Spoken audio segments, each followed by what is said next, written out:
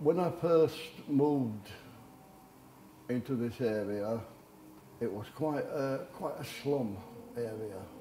Lots of the flats were very, very old.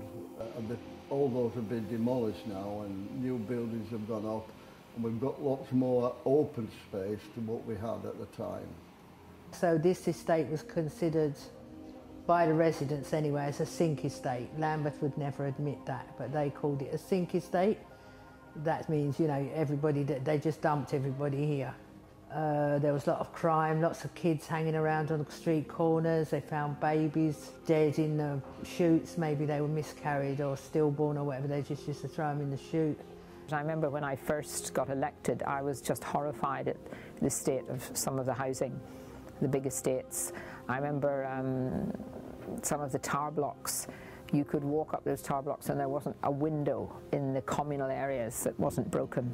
And then gradually, over the years, the council said that they were going to improve the blocks, and they started on a rolling programme improving the blocks. And in that process, they demolished 6 blocks of flats. So they said they needed to reduce the density on the estate so that there were less people and less families, and to try and green up some of the areas, some of which they did and some they didn't.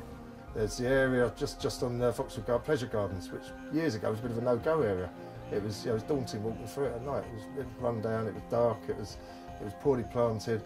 But there's festivals there, there's a gay sports day there, there's a straight sports day there. There's deck chairs out in the summer for people just to sit and enjoy the space. There's organised activities and all sorts of bits and pieces happening. There are people that have lived here for 50, 60, 70, all their lives on these estates, council tenants. And the regeneration is to make it a better area for everyone. The rich people that move here, they come here because it isn't a little gated community shut away from the rest of the world. You know, people have lived here, welcomed new arrivals for years. There's a massive visible gay community here. The Royal Vauxhall Tavern's one of the oldest gay pubs, if not the oldest gay pub in London, for example. People feel safe around here. You can be who you want around here, and it's actually quite welcoming, and that's what's so amazing about it, and there's no reason why that won't continue into the future. I absolutely love Lambeth. I love Lambeth a lot because of the community and people that sort of live here, and I couldn't live anywhere else. So we have a very big gay population here. We have sort of a lot of sort of people from all over the country. So right here where I live now, every single one of my neighbours live somewhere, have come from somewhere else, and we all sort of live really nicely together. So we all come out the front and we all talk to each other and all that. And when it's Eid next door, we get presents. So it's actually, you learn the best from other people's cultures. So you get, a bit of that culture, a bit of that culture. I've tried some mad food while I've been here from my neighbours and all that. So, and you get it's so rich with diversity, it's so rich with, different cultures and different backgrounds. And I work across the country, so I go to some areas and you can see that they've got a mixture of people living there, but they're not mixing. So, right, you guys live there, you guys live there. You have your little village there where you drink and whatever, and it's separated. But here I find it more integrated, and I think that's quite unique in the world actually. I think London is such a beautiful place, and I love living here for that very reason, because there's so many people from so many different places, and we all sort of live together. I come from a background where everybody speaks to their neighbour, so when I came here and I started saying hello to my neighbors, they were looking in a very weird way. But 6 years along the line, things have changed, and it feels like home for most of us. You go out of your front door and you know your neighbor, which is the most, it's a priceless thing to have, I think, in London especially, when people are scared to say hello to their neighbors. And that's the most important contribution that Vigetta did in this area. It created that sort of community, neighborhood feeling that it's very difficult to create.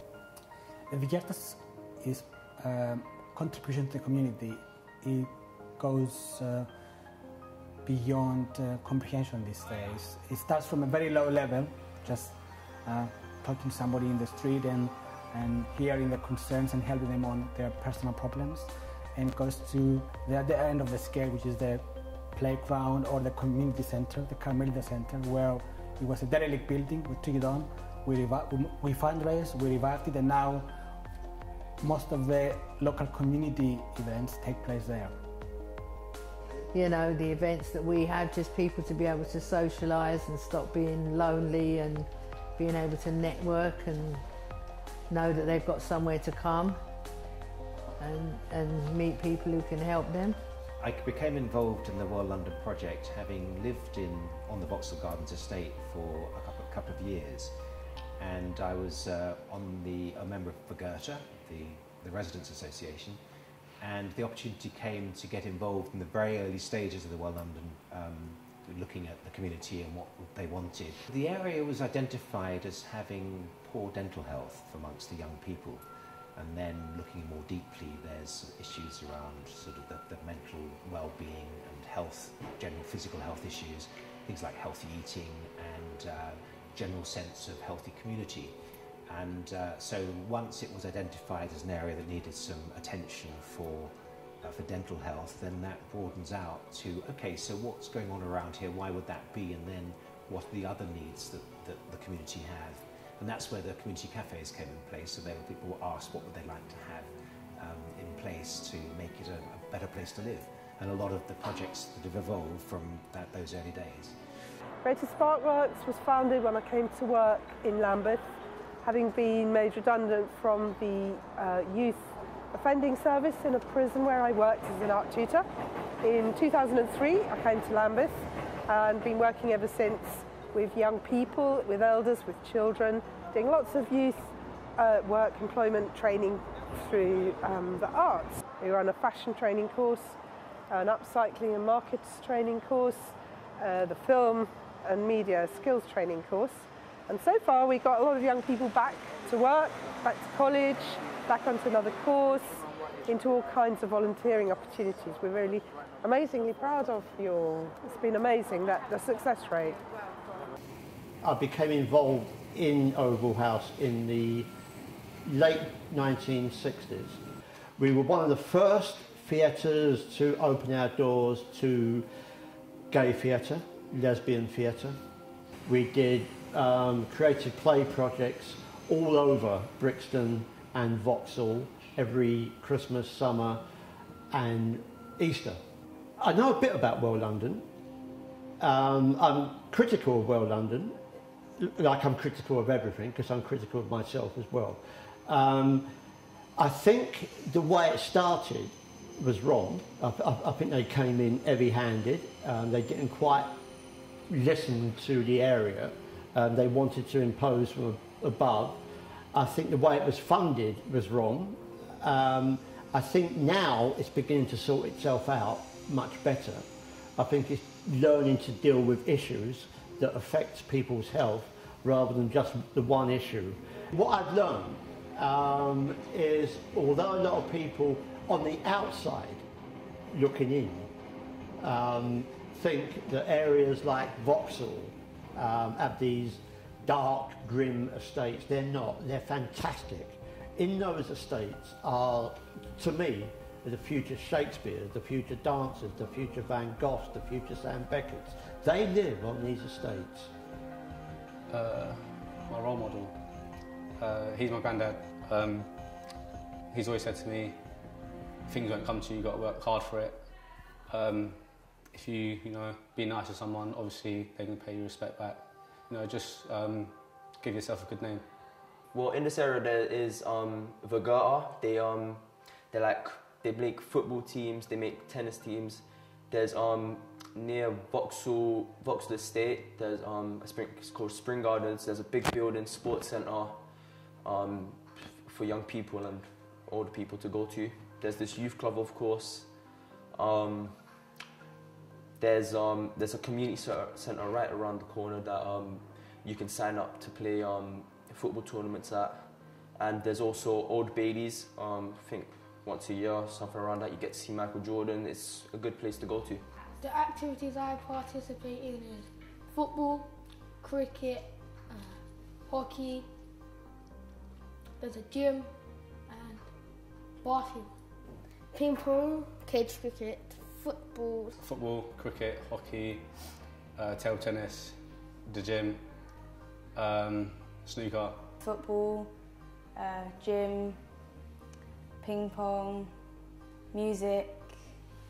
Me and my friends perform the group, we rap together, we sing together, and like it teaches me how to do vocal stuff without and talk properly, because when I was younger, at the age of 5, I got a stammer, and my friends have taught me how to breathe when I'm stammering, or if not, I'll just take my time, slow down, or if I'm rapping, I'll do it fast, so I don't have to stammer or rush my things out.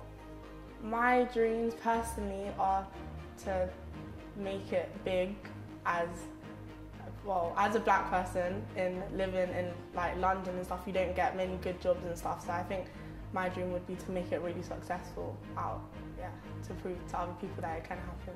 Quite a lot of young people were going out, robbing trainers, money, like gadgets, stuff like that. So I think money's a barrier to young people, especially young people. And yeah. There's quite a lot of gangs, quite a lot of violence. Some people come here to like get away from that and to go with their friends and stuff. There's a lot of like pressure and smoking and all that stuff. So if people weren't here, they would be probably doing that and stuff. There's loads of like violence and like people stealing your bikes, motorbikes and things like that. So here's that where they can just all come and like it's a bit relaxed than being out on the street. People holding knives, people nicking bikes, nicking stuff, shoplifting and things like that. The young people are facing these pressures because it's like higher expectations are raised these days from the society. So people, if you don't have many friends, if you're not, let's say, if you don't go out every day, if you're a boy, you don't play football, if you're a girl, you don't, like, let's say, buy clothes every day or something like that, you're considered as a nobody in the area, I guess. I think that what needs to be done is there should be more cameras, more CCTV, there should be like police patrolling on the area, and hopefully they could trap the people that are doing wrong immediately, so other people can't copy and then do things wrong as well. More police patrols, more cameras, to make the residents safe. Same as for the teenagers as well.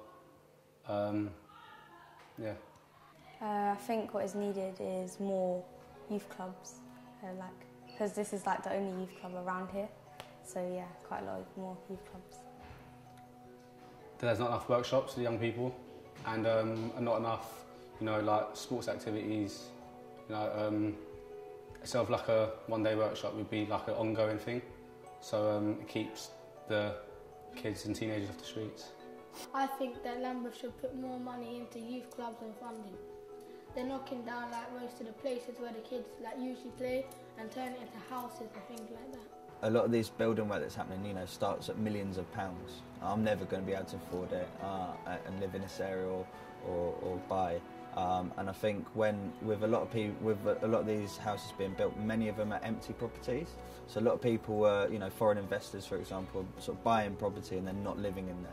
And I don't believe that creates community and people sort of knowing each other. To build housing, there is no money to build more housing. So we have all these fantastic luxury apartments going up around here, but who in the local community can afford to buy them? $250,000 a time. It's ludicrous. Even flats on this estate where tenants have bought them and become leaseholders, 2-bedroom flat on this estate can sell for $250,000 because it's so central. Most of the housing is completely unaffordable for local people, but usually we get some affordable social housing out of the big private development from what's called Section 106, which is the sort of money that's given to put up to the council because they get planning permission. Not quite a bribe, but it's then goes into things that the council want to spend it on. If the money that had gone from each house that was sold or each flat that was sold had gone back into being able to get more housing. But I think for a long time, successive governments, including my last Labour government, didn't give housing the priority. Everybody who is homeless, or is homeless in the sense of living in a very, very overcrowded flat where they have to share a room with perhaps 3 or 4 people, which does happen in a 2-bedroom flat sometime when a family has children, then they feel equally in need of a home than someone who hasn't got anywhere. The policy's always been that if you're a single young person and have no problems in the sense of having any kind of real serious medical problems, then you wouldn't get priority because you would be expected to go into the private sector and try and get somewhere there. Now that's getting more expensive, so that's difficult. Now the government at the moment is planning to remove access to benefits for under 25s. They'd expect them to move back home. Now for a 20-year-old kid or a 19-year-old kid or a 16-year-old kid, like I used to work with at Centrepoint, if they're homeless, there's a very good reason. There might be domestic violence at home, it might be through sexuality. There's a very good reason. They don't wake up one morning and go, do you know what, I'd like to sleep in a nice, cold, drafty, wet doorway, rather than a nice warm bed. There's a very good reason why they're homeless. And a lot of them add to those issues. A life on the street's dangerous, it's fraught with danger. So homeless people need an awful lot of support. And in this borough, here, locally, Vauxhall's always been known as an area that's hosted a range of hostels. I went for a period of my life where I was sort of homeless and going from place to place and that, and very little income, so which massively impacts on your ability to socialise. And I think people take that for granted, that actually socialising and talking and spending time with other people affects your health. If I wasn't here, I don't know what I'd be doing. I'd be sitting at home. I'd be playing FIFA. Nothing really. I'll be at home watching TV. There's a lot of pressure and smoking and all that stuff. So if people weren't here, they would be probably doing that and stuff. There's quite a lot of gangs, quite a lot of violence. Some people come here to get away from that and to go with their friends and stuff. So yeah. People there have got nothing else to live for, so they go into drugs to get a few bob together. But the way they take them, I don't think they reach anywhere near my age, 82. But that's a sad thing for them. The concern of mine is the OAPs in the area, especially single people. At least one residential accommodation is being closed down. That's in Lambeth Walk. That's a secured tenancy. And my only concern is where are these people going to go? Lambeth Council should make more residential accommodation for elderly and disabled people. Oh, I definitely don't think they're in touch with the people. They don't realise how people live. They don't realise it at all. It's a different world for them. They live in their own little group. They don't mix. They don't see other people. So they don't know how the ordinary people have to live. When I grew up, you never heard of murders and things like that. And you could go out and leave the street door open, no one to break in. Now you've got to bolt and bar everything up because everybody's breaking in. We never had none of that. We didn't have no. I mean, the men used to fight on a Saturday night. They'd come out of the pub and all get drunk and sing and dance. When they come out, the argument, but it'd be a fist fight. But now it's knives and guns they shoot and fight one another with. But you never had them years ago. Never heard of it. Never heard of anyone shooting them. Well, I don't think anyone had guns or knives. I mean, things you can't imagine what it was like to what it's like today, I get very concerned about the numbers of elderly people who are living on their own and feeling quite isolated, not frail enough to actually need full-time care or anything like that, but who have quite difficult lives dealing with isolation. Maybe their relatives have moved out of London, they don't see them that often, they can't get around so easily, and they have seen their neighbourhoods change hugely. And for a lot of older people, that can be quite difficult.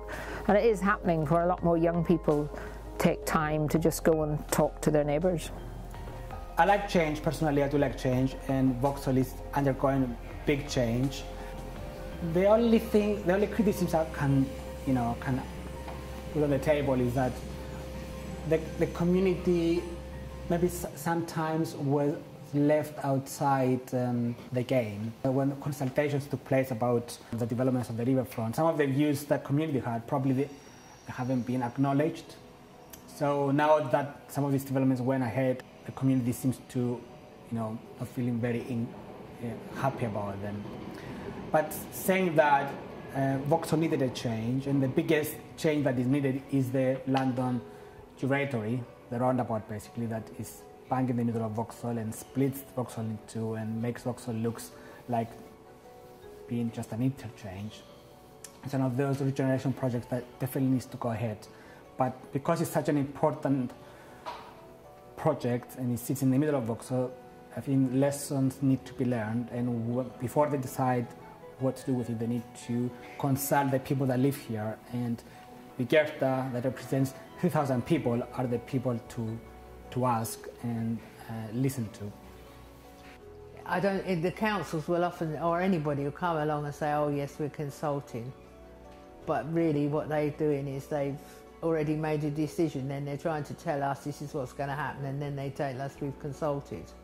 People in authority these days recognise, I think, that they have to listen to people, and they can't just have a top-down way of doing things. That they've got to actually get people involved and take people with them, because there are some difficult decisions to be taken sometimes, and there's always lots of difficult issues over planning, and you've got to try and listen to people and get their view before the local council comes in and does something, or government does something.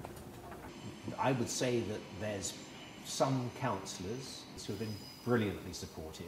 Chris Marsh, for example, he and all the people around him have been fantastically supportive and very encouraging, and very prepared to come and give a hand. But there have been other parties I haven't actually seen. I mean, I've tried to contact, but they don't seem to be on the estate and sort of spend much time here. So, we are always lobbying government and trying to get support and help in what we're doing.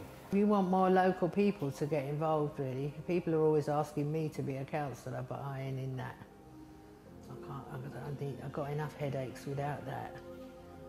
But yeah, it needs local people and people that have come up through working class backgrounds, really, to understand what's going on. Because the people that are around in control, not necessarily in Lambeth, but wider than Lambeth, haven't got any idea, have they? They don't know. They're born with silver spoons in their mouths. They haven't got a clue. They don't know what it's like out here, not to be able to eat. When I first came here, there were 4 youth clubs on the estate, and over the years, through the council cutbacks and the demolition of Ilia, there's only Alford House now that provides youth. So I guess there should be more youth provision. And we've been trying, through the new summer holiday project with New Breed to get some youth stuff going on. There's certainly a need for youth provision. This is one of the most important places to ask, and Adventure used to be, but because different places keep opening and closing, it's like we don't have somewhere stable that we can always go to. So I think if they open more, that would be really good.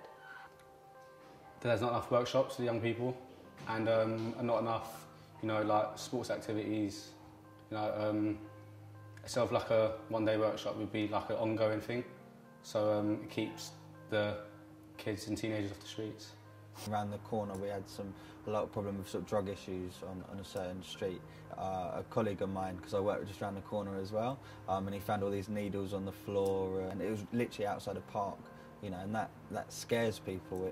It's not nice. And at the Tenants and Residents Association meetings, it sort of comes up frequently that about drugs and drug dealing in the area. The thing is, stuff is being done about it. So actually, I find the council quite responsive, and they are doing stuff. However, there's doing stuff and then communicating you're doing stuff, and I think it's very important to let people know what's being done and what's doing things. There's a lot to say about customer service, in councils and all that, and how they communicate stuff. And some people feel very isolated, and it's very important that we have an all-inclusive range of services. For example, our Tenants Residents Association for Goethe on this estate, Vauxhall Gardens estate, it's absolutely, it's an example of how things should work. It's a very diverse committee that gives a huge amount of time selflessly to the local community promoting events. And then when you get people engaged and you've got them coming to an event, whatever that event is, make sure there's a range of publicity available, a range of languages, make sure it's welcoming. But it's no good just being able to say, well, look, we've ticked the boxes, we've got a load of things happening in Brixton, so all you've got to do is go down there and ask for it. We've got to take it to people. But I passionately believe that people with experience of the problems we seek to solve are the best representatives. So rather than the sort of people who claim to be expert in something, coming in and saying that this is what a community needs, this is what you need, actually it should come from the community itself and individuals themselves or people with those needs. So it's really important to at least have that mechanism to be able to talk to people that you're trying to sort of engage in that. So I think the best way to reach out to people in the community is for people in the community to be genuinely involved, not tokenistic, not, oh right, yeah, tick a few boxes. People to be genuinely involved and having in any engagement sort of a process for really asking what do you want, what do you need, and creating a safe atmosphere where people can say what they want and what they need. Its proximity to the City of London has just been realised. People realise that this place is close to the West End, it's close to the South Bank, and now it's going to be close to this development up at Nine Elms. So the important thing is we keep it so it's accessible for everyone, so that the original inhabitants around here and people that have chosen to move in with us can still continue to live and thrive in the area. There is, I think, a feeling that there is a community still. It's been difficult. It's always going to be difficult when you have economic situation where people are struggling more. But it is the community that can get people through those kinds of difficulties and until things get better economically. I tend to have an optimistic outlook and want to say that Lambeth has a real fantastic opportunity to move ahead, that the developments going on around here can provide a real opportunity for everybody. At the same time, it could make it a very weird, alienating, funny old place where we've got lots of wealth and lots of poverty, and do those things join up? So I mean, my aspiration for it would be that we find a way to really embrace and work with each other, and we all have opportunity, and it'll be a great place to live. And I think it's a fantastic location with a really interesting community. So I think its potential is amazing. I just hope we can realise that. The future is young people. Let young people start setting up their own cultural businesses. Let young people start setting up their own apprenticeships. Let young people go out and educate people of my generation and say, this is us. Not what you see in the media, not what you hear, this is us. We're going to bring in our unique talents and our unique experiences of life. And also you can say, can you teach us as well? So it's that shared experience.